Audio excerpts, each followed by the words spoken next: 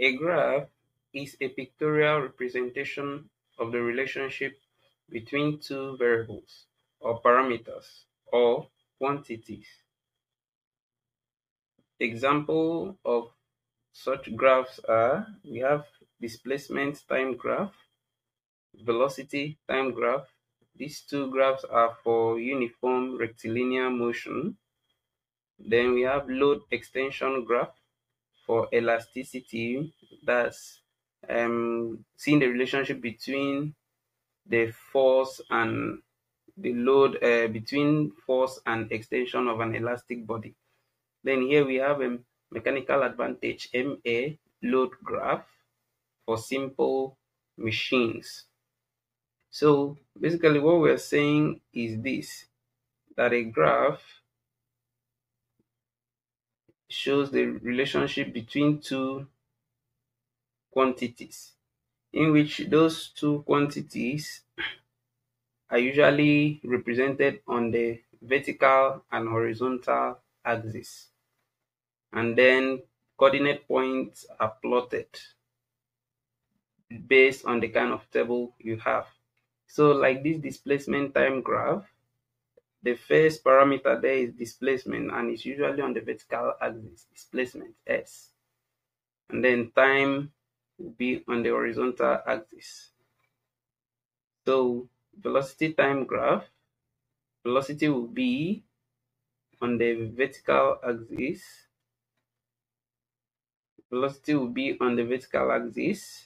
while time will be on the horizontal axis.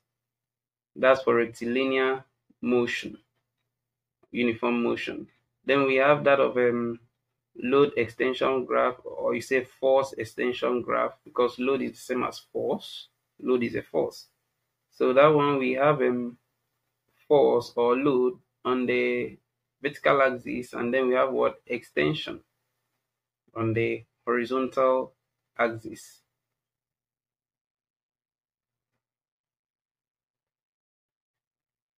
On the horizontal axis. So same as mechanical advantage load graph, mechanical advantage MA will be on the vertical axis,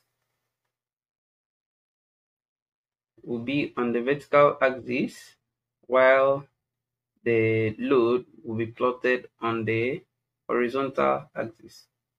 So tables are usually given, and those tables are extracted from experiments or equations. So from those tables, you pick your points, you pick your values and plot it on the graph, and then see what kind of picture comes out, or what kind of drawing comes out from the graph. So that's it about graph. You show the relationship between two quantities or parameters.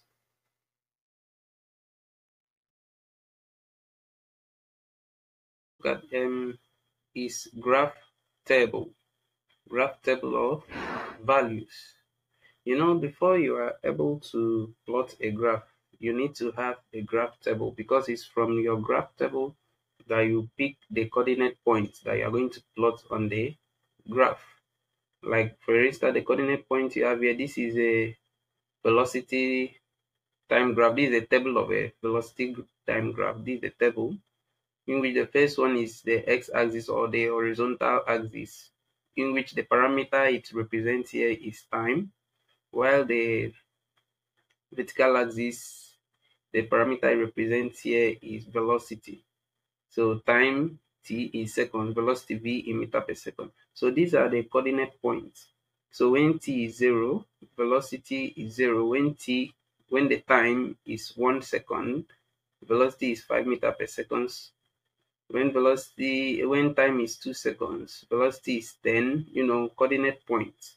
So how many coordinate points do we have here? 1, 2, 3, 4, 5, 6. So there will be 6 coordinate points to plot on a graph of what? Velocity time graph. So this table now, this table of values, how do you get it? Number one, this table of values, we get them from experiments. You get them from experiments. So when you are doing a physics practical, they will be asked to do an experiment on a certain procedure. For instance, if it is an experiment on elasticity, where you are given a spiral spring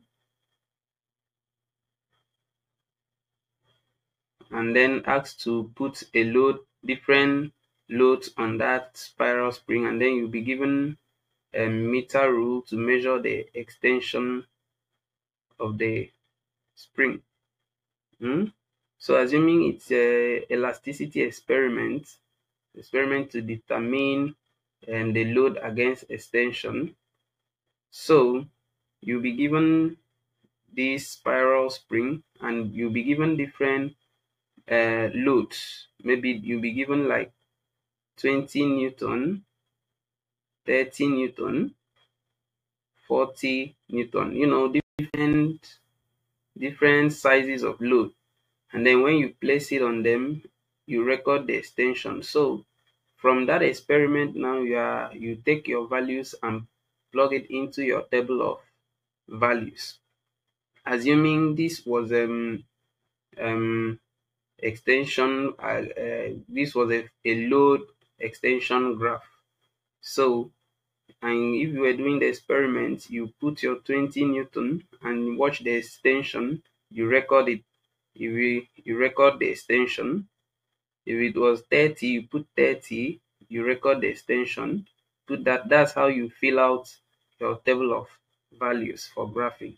That's if you were doing force extension graph. But this table here is actually for velocity time graph. That's the graph that has to do with uniform motion, rectilinear uniform motion. So graph tables I've gotten from what? Experiment. So as somebody who will be writing WAEC GCE, where you'll be asked to do an experiment. When you do the experiment, in one of the procedures of the experiment, you'll be asked to fill out the table or the graph table. Understand? So that's when from what you do get in the experiment, you are able to fill the graph table. So graph table of values is usually gotten from experiments. Now, another way of getting graph table of values is by equation, because most questions you'll be asked sometimes you may not be required to actually do an experiment to get your table of values. They may give you an equation. Say they may tell you that the equation of motion covered by a body is represented by this V equals to maybe 3 plus 2t. Have you seen that? So you have velocity here and you have time here. So they may tell you that a body equation, the body's motion is represented by this equation, and then you are asked to plot a graph from this. So that means from this equation now you should be able to generate your own table of values. And how do we generate it? If I was the one to do this, I would start when I put in my time, the row for time and the row for velocity. I start with 0.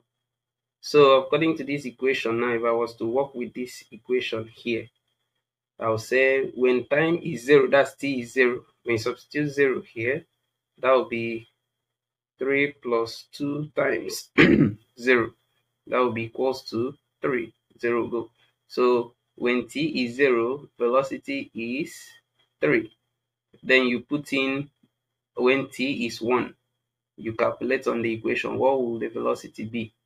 Okay, if t was 1 here, that would be 3 plus 2, that would be 5. V would have been equals to 5. So when t is 1, v will be 5. You continue like that when t is 2. So sometimes you'll be given an equation. It depends on how they want the exam to be. So you might be given an equation. So from that equation, you now plug in different values for the independent variable. That's the variable on the horizontal axis, or the first one on the row. So when you plug it, you get your corresponding values for the other parameter. So that's how you fill out your table of values. That's from an equation. However, in WAEC exam, table of values are usually from experiments, though they can also give you equation. Okay, so now the third way table of values are always gotten is what? Directly given from exam question. So sometimes in exam question, they may not tell you to do a particular experiment or give you the equation to generate your table of values. Sometimes they will just tell you, okay, they will just tell you that an experiment was conducted on so and so, and below is the table of values, or below is the table for the experiment. Once they give you that table, they now tell you, okay, from that table, plot a graph, determine so and so from the graph, determine so and so from the graph. So any of these three, this thing is very likely. So the thing is, in the experiment, you conduct the experiment, pick out your values from there, fill out your table of values. Or if you are given an equation, you know how to input it. So there will be other videos that will be treated for you to see how we input values, how we create table of values on these three different occasions. So that is it about the table of values.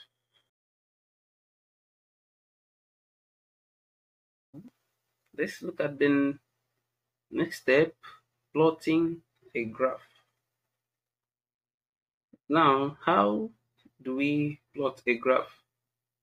Having known our table of values or completed our table of values, what's the next step? Now, the first step to do is identify your axis, parameter, and unit. Here we have our vertical axis and we have our horizontal axis.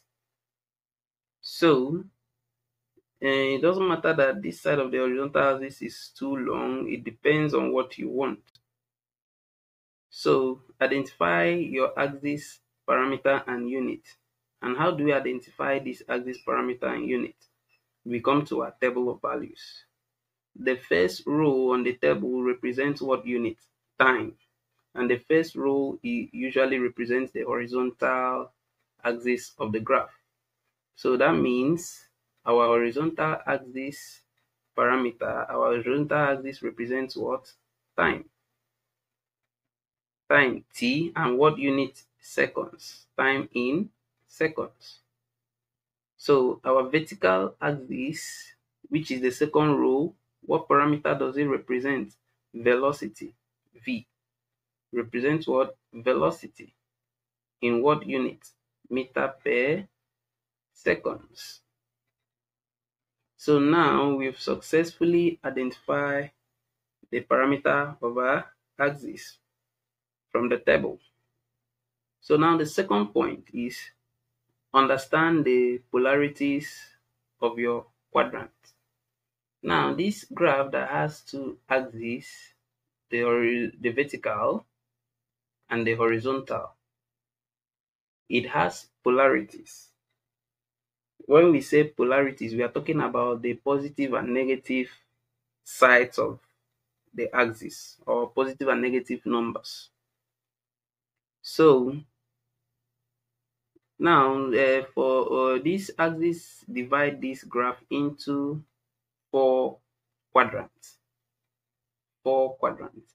The word there, quadrant, means means four. So this axis divided into four quadrants. This is the first quadrant. This is the second quadrant. This is the third quadrant. And this is the fourth quadrant. Now, how do we identify the polarities? On the first quadrant, the horizontal axis on this right side is positive. while the vertical axis is also positive. So if in your table of values all you have are positive numbers, no negative, that means your graph will definitely fall on the first quadrant. So in that case, if you are to draw your axis on your graph sheet, you have to shift it a bit to the border, since you know that your graph will actually fall on the first quadrant. That's the reason I made this other line longer and this one, a bit longer, because I know my graph is going to fall on the first quadrant. Now, second quadrant, the polarities of second quadrant, the vertical side is positive, while the horizontal side is what? Negative. So if you had if here the value of your time was negative, and then value of your velocity, you have one that is positive and then time negative, that means that particular point or coordinate will fall on the second quadrant. Then on the third quadrant, the horizontal is negative and the vertical is also negative. So if you have a coordinate of points, say for instance, here is -1 and -5, such a point will fall on the third quadrant. Then on the fourth quadrant, the horizontal is positive, while the vertical is what? Negative. So assuming you had a negative number on one of the velocity values, while its coordinate on the time is positive, such a point will fall on the fourth quadrant. So the key thing to know is this: on the vertical line, the top side is positive, while the downside negative. For the horizontal line, the right side is positive, the left side is negative. So you plot accordingly.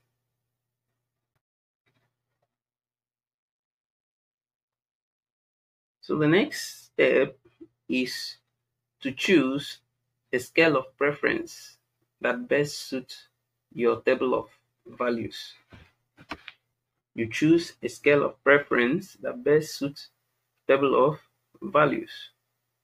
Now, you don't just rule your axis and start scaling it out, like you write 1, 2, 3, 4, and then come this side 1, 2, 3, 4. No, if you scale your graph like that, you may end up making a huge mistake. Before you scale your graph, you first look at your table of values and see what your table of values is like, so that you don't write a scale that you later not find the coordinates of it. So now, looking at what you have here, on our horizontal axis, which is represented by time, our lowest value is 0. Our highest value is what? 5. That means our time will fall on the positive side of this horizontal, and this positive side should be able to contain from 0 to 5. You should be able to contain from 0 to 5. And then you look at for the vertical that represents velocity, your lowest value is 0. Your highest value is 25.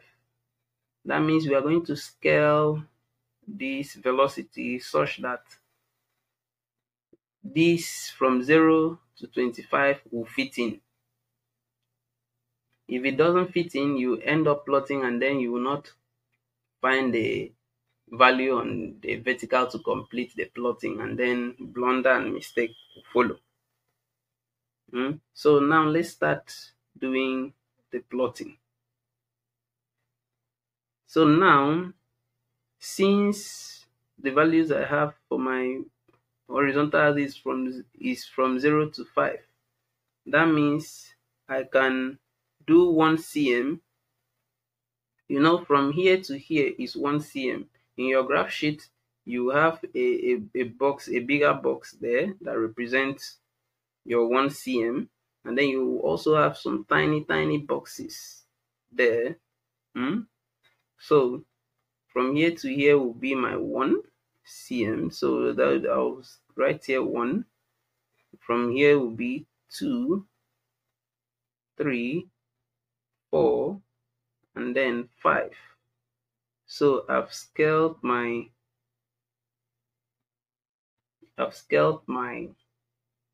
horizontal axis. So you see that everything on my table there, every value of my table there is represented there. And so now it's time to scale. So I write my scale of reference there. For horizontal axis, I state my scale of reference. So for horizontal axis, I use 1 cm to represent what? 1 second. Remember, the unit of our time is seconds, so each of these represents 1 second. So this is 1 second, 2 seconds, 3 seconds, 4 seconds, 5 seconds. Then for our vertical axis, because we have 0 here, is from 0 to 25. So if I check the scale here, that means from 0 to 25 should be able to, this line should contain, this length should contain 0 to 25. So how do I do my division? So if I do 1 cm, which will be from here to here, if I do 1 cm to represent 5 meter per second. So how many of that will I have? 1, 2, 3, 4, 5. So I need like 1, 2, 3, 4, 5. So I have to extend that. Okay.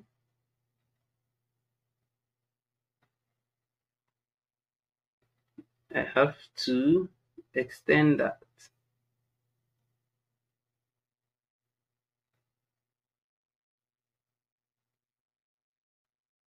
Sorry.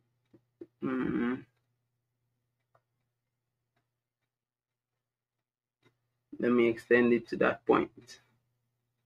Okay. So from here to here will be my 5 meter per second. Then to another 1 cm will be my 10. Here will be 15. It will be 20. Here will be 25. So you see, my 0 to 25 has been contained in this space. So that's how to do your scale of preference. So now it's time for me to also state my scale of preference for the vertical axis. So all right, for vertical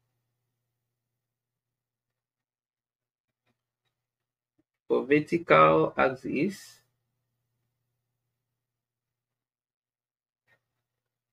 I use 1 cm to represent 5 meter per second. So that means each of these represent what? 5 meter per second. So here is 10 meter per second, 15, 20, 25. So we have finished with that of the third point. So the fourth point is now for us to locate the coordinates of point. So the first coordinate of points to locate from the table of values here is we have 0, 0. That's on the horizontal axis. Our time is 0, velocity is 0. So we represent it here. So we mark x at that point where it is 0, 0. Now the next coordinate of point is when my t is 1, v is 5. Let me zoom that. Okay, t is 5. So if you trace it, this is where it falls. So you mark x there.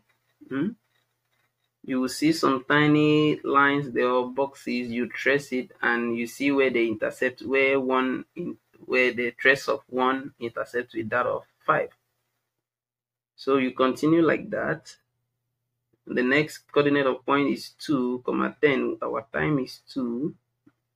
The other coordinate is 10. So you trace where they intercept, which will probably be here. So the next one is 3, 15. So when t is 3, this other one is 15. 3 you trace, it will probably be here. So when you keep going, 4 with 20, 5 with 25. So we have located the coordinate of point. So now the next thing to do is to connect the point. That means we are going to rule a line that will join all the points together. And then you have to notice something. You see that if you trace this point very well, you see they are in a straight line. So this will be a straight line graph. So you place your ruler, and then rule the line to cut through all the points, since it's a straight line graph. So I've successfully plotted this graph. So this is how to plot a graph. Thank you. So let's look at the last segment on the points you need to know about graphing in physics practical. So this last segment is about extracting desirable information from a graph. Extracting desirable information from a graph. The purpose of graphing the results of an experiment. When you conduct an experiment, you table the results on the table of values. Then from that table, you plot a graph. So when you plot this graph, one of the usefulness of this graphing is not just seeing the pictorial view of what the experiment is like or what the theory is. The thing is that in graph, we are able to extract some desirable information. And what's the first desirable information? Finding the unknown. So having plotted this graph, take for instance, you might be asked in the question with respect to that graph. You might say, from the graph you've plotted, find the velocity.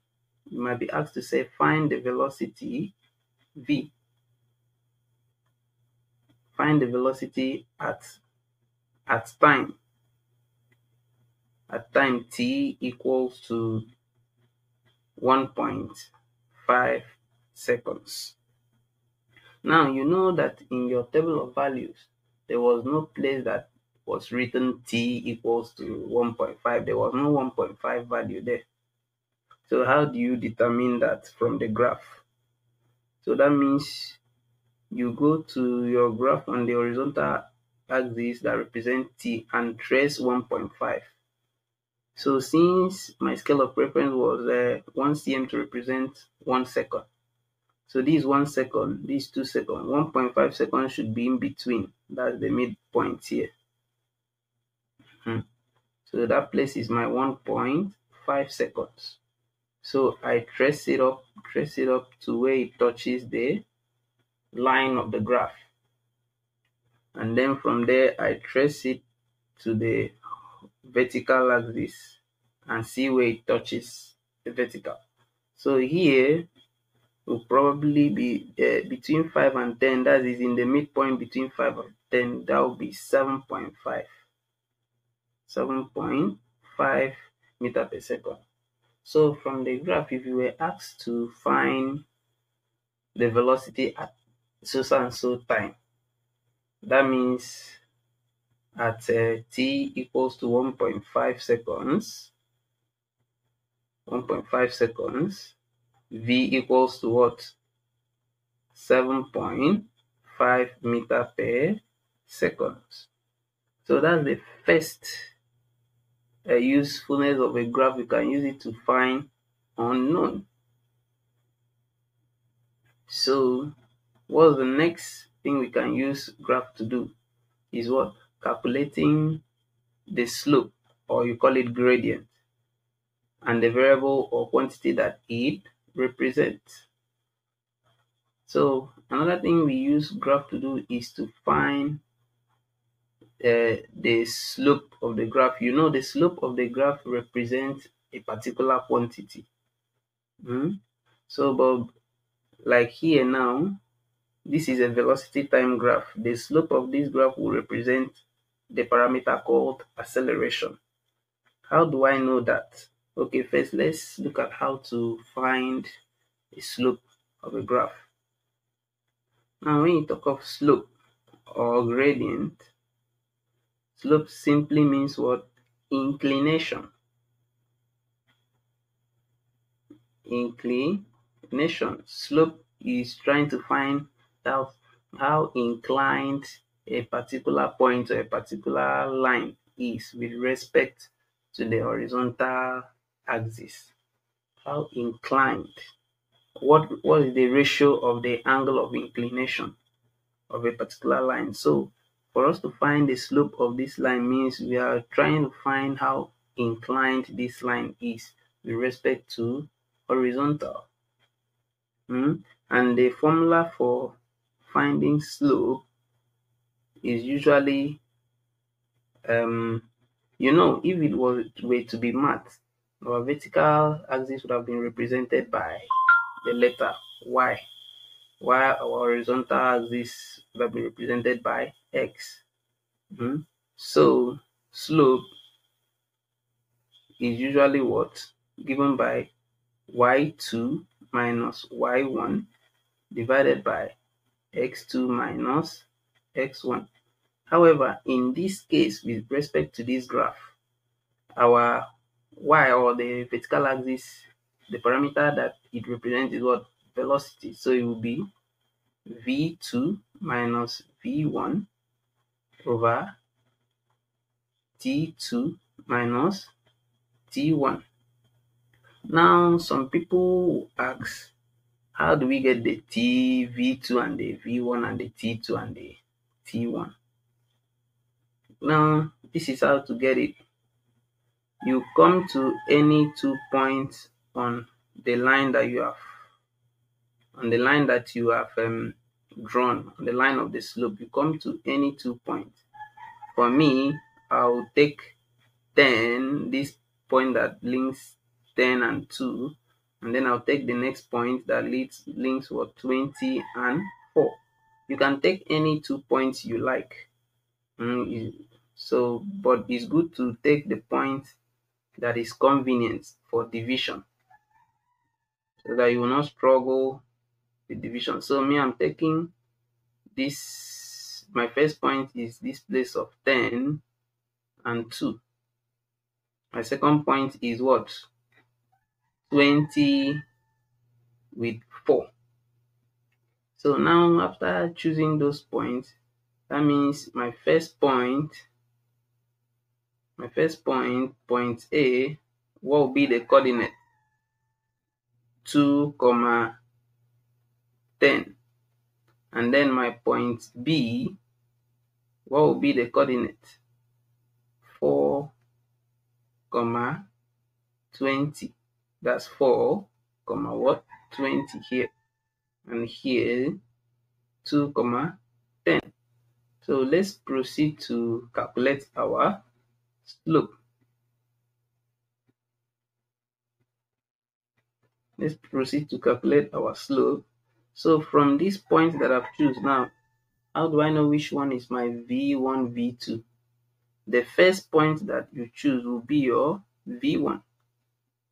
First point you choose will be, the first point you choose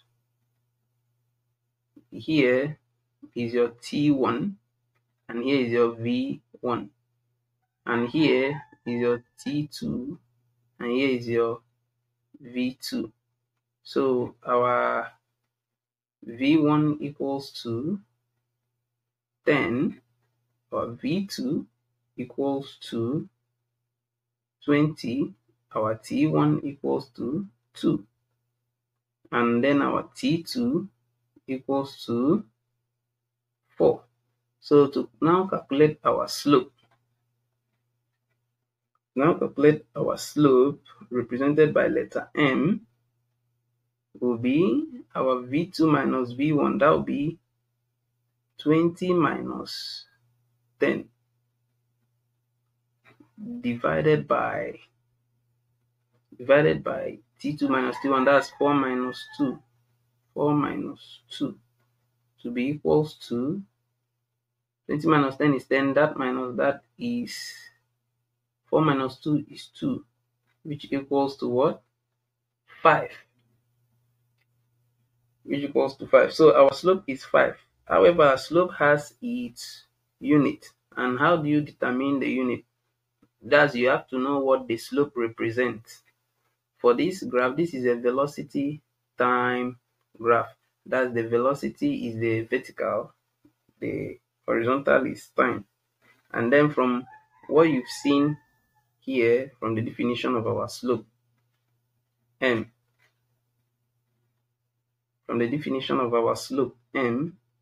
you've seen that we have, what we did there was change in velocity over what? Change in time. And velocity over time means what? Acceleration. Acceleration is what?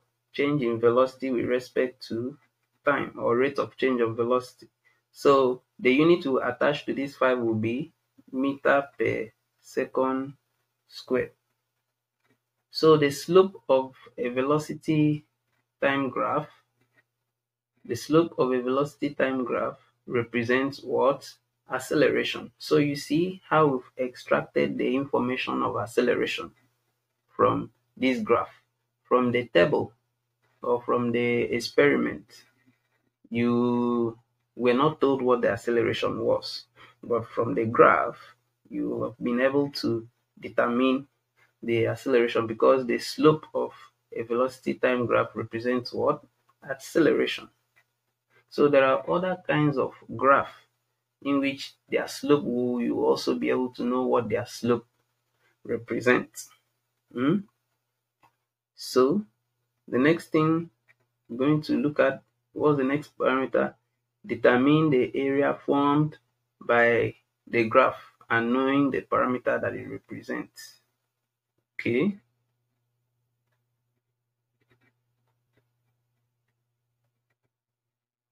So the next thing you can determine from the graph is the area formed by the graph and knowing the parameter it represents.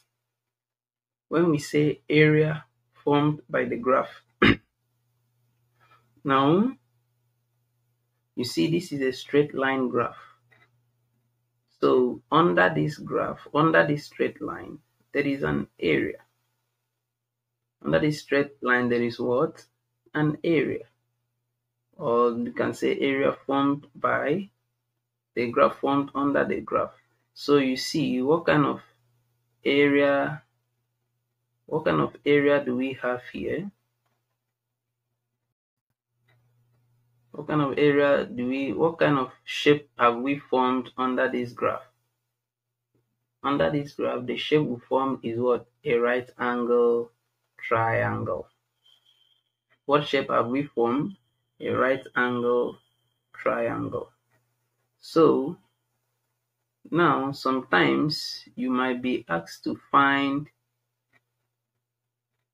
the area. Sometimes you may not, it wouldn't necessarily say find the area. They might ask you like the area under a velocity time graph represents total distance covered by the body. The area under what? A velocity time graph represents what? Total distance covered by a body. So they may not say find the area under the graph. It's mathematics that may ask you that. Physics may say find the total distance covered by the body from the graph. So it is the area formed under the graph or formed by the graph that will give you the total distance. You may ask again, how do you know that the area represents distance? Now, or distance, you know that velocity equals to what? Displacement, or you say distance over time. Then if you make distance or displacement the subject of the formula, S will be equals to what? Velocity times time.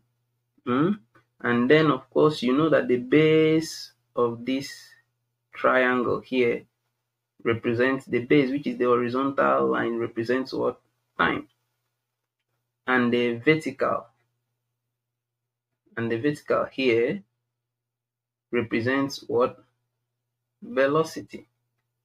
And if you were to find the area of this triangle here, area of triangle equals to what? A half of the base. You can take any of these to be the base. Half of the base times height. So that will be half of what? Velocity times time. And velocity times time means what? Distance or displacement. So the area under this velocity time graph represents what? Total distance covered by the body. So for other kind of graph from other types of experiment, may have what their area under the graph represents. Some of them, their area under the graph might represent momentum or work done or stuffs like that. So, but for this particular one, the area under the graph represents what? Total distance covered by the body. So assuming we were asked to find the total distance covered by this body from the graph. So what we now do is we'll pick one point from the graph or any point. What we do is we find the area of this triangle formed by this graph. So the base here, what value will be of the base here? So this is where the triangle stops. What value will be of the base here? The base here from this 0 to this point is 5. So we have t equals to what? 5. And then from here to here, what is it? 25. That's our v equals to what? 25. So the total displacement or total distance covered by the body will be what? A half of the base, that's 25 times what? 5. And if you calculate that, what will you have? 25 times 5 is about 125. About 125. Then if you divide that by 2, you have 62. It's about 62.5. 62.5. And what will be the unit of this displacement or distance? Meters. Do you understand? If you have questions, you can ask on the comment or you join our WhatsApp group so you can attempt your questions or contribution. So the area under this graph now represents what? Total distance and the shape formed by this graph is a right angle triangle, and the formula for calculating area of a right angle triangle is what? Half of the base times height. So you see, so we have now gotten the total displacement or distance covered by the body from the graph. So now you can say determine the volume. The next parameter we can extract from a graph is what? Determining the volume formed by the graph, if any. Remember, all graph must not give you all this information. Some may give you 2, some may give you 3, some may give you all. Depends. But for this particular one that we are doing, it has given us 1, 2, 3. So determine the volume. There is no volume here because the shape formed by this graph is not a solid shape. So there is no volume. So we cannot determine volume from this particular graph. But there are graphs that you can determine volume. Then the next one, finding the intercept and what it implies. Intercept means where the line of the graph cuts either the vertical or the horizontal. However, for this particular graph of mine, it doesn't have an intercept because where it cuts is at 0 origin. It doesn't cut at V or the vertical, and it doesn't cut at the horizontal, it's just at the origin. So it doesn't have an intercept. So some graph may have intercept, and that intercept means something. Like assuming you had a graph that went this way. Permit me. You have a graph that went that way. Now you find out that this graph has intercepts on V. This point here where it cuts V is the intercept, and this point where it cuts T is the T-intercept. And what does this mean? What does it imply? This intercept means that whatever condition of the experiment or the parameter you are doing, that it cannot exceed the parameter on the vertical axis, it cannot exceed 20. Assuming if this was a velocity, what this place would have mean is what? That no matter what you do, how you change the time variable, that it will not exceed 20 meters per second. And then on this T side, if it cuts, what it means is no matter how you change the variable on the vertical axis, that T cannot exceed 4. So that's what intercepts usually imply. Like intercepts are used to indicate boundaries in a graph. So for a graph like mine that doesn't have intercepts, that means there's no boundary. That means there is no boundary in my graph. That means I can keep taking as much readings as I want, and I can keep drawing it as long as I want. So that is it about extracting desirable information from a graph. Thank you.